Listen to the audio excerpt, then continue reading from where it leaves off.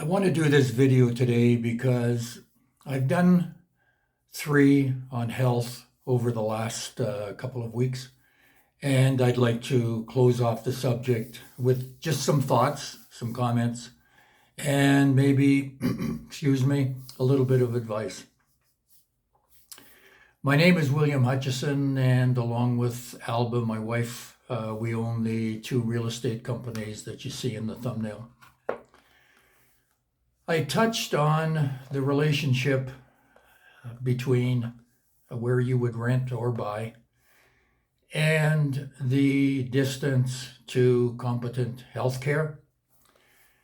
And I think it's a reasonable subject to clarify and expand on.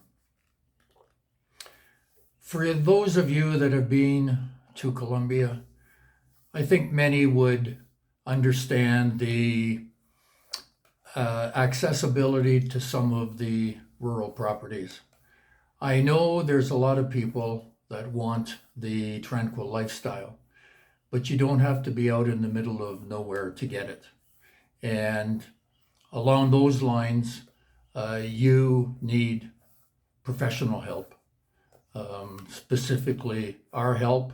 I know that that's self-promotion, but we know the market. It's common practice here to be listing places for 25 or 30% over what they're worth. And it's easy for an expat to see the wow factor in that because it's 20% of where they're coming from. But it's a very simple matter here to pay too much. What I want to talk about is the time that it would take for medical care to get to you and to get you to the hospital, depending on where you live. I live in the north part of Armenia. I'm in a gated community, about 70 townhouses. It's very, very quiet. Part of the development backs onto a bamboo forest, and people are getting guatine, iguana. Guatine, if you don't know it, is a little non-aggressive, very shy animal, maybe the size of a groundhog. And if you put fruit out for them, they will come. And if they have a family, they'll bring their little family, their little babies too. They're very, very nice to have around. In Colombia, with their 1,900 bird species, there's all kinds of birds. I showed a townhouse about 6 months ago. People had a bird feeder out and they were getting parrots at their bird feeder. I'm going to use 20 minutes from the hospital because the hospital is where you're going to get competent medical care. Remember, Colombia is rated low 20s in the world, ahead of both Canada and the United States for the healthcare system. So you have a medical emergency. Let's think heart attack, stroke, you broke your hip, you fall and hit your head, you're unconscious. The first thing you have to think about is most of the people here, the expats here, are men married to Colombian women. 5'10", 5'11", 6 feet, 180, 200 pounds. Most of the Colombian girls are 5 feet, 5'1", 5'2", maybe 105 pounds. And unless she's a weightlifter for the Colombian Olympic team, she's not moving you. So she gets to a phone, she calls for an ambulance. It takes them 6, 7, 8 minutes to get there.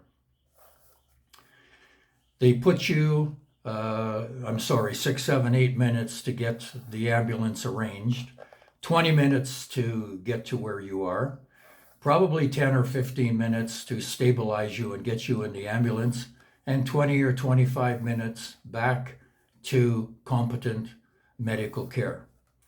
That adds up to an hour. An hour after you've had a heart attack or a stroke is pretty critical. Anything I've read is every minute counts in that situation. If you're living in, say, a little community like Salento, Salento's 35 minutes from Armenia. It has a little clinic, but their limits there are vital signs. I think they have 1 or 2 beds to wait for an ambulance, but other than that, there's no medical care. The ambulance would have to come. It's in Salento, so it wouldn't be long. It's on standby for the population there. So maybe 3 or 4 minutes for that. To Colombia or to Armenia is 35 minutes to the hospital. Again, it's an hour to get you to the hospital with getting you stabilized and into the ambulance in Salento to leave. I just think 20 minutes is the maximum that you should be living from medical care. It would be better even if it was 5 or 10 minutes. You can get the rural feel, the tranquil feel here in Armenia. It takes some time. You have to be patient. You have to look at property. You may look at 10 before you find something that you like. You are not going to get the extreme off-the-grid type living where you have 2 horses, a handful of chickens, and some ducks. That's just not going to work. That situation would be a finca. Difficult to give medical people the directions because they're well out in the country. You got to take turns down roads that are really little more than trails. So that's not the type of living I would suggest for anyone. If you're looking for tranquil, you can find it. You just have to give up the animal type of existence. You can have a beautiful garden in a lot of places, and I think in most cases that's going to have to do. I'm going to tell you that the American Heart Association has a really good webpage, and the thing that really surprised me was the average age of an American man to have their first heart attack was 65.2 years. So you work until you're 65 and you decide you're going to come to Colombia. Whether you come here or not, you're at 65.2, you're in the danger zone. For ladies, it's, I believe, in the low 70s. If I remember correctly, it's 72.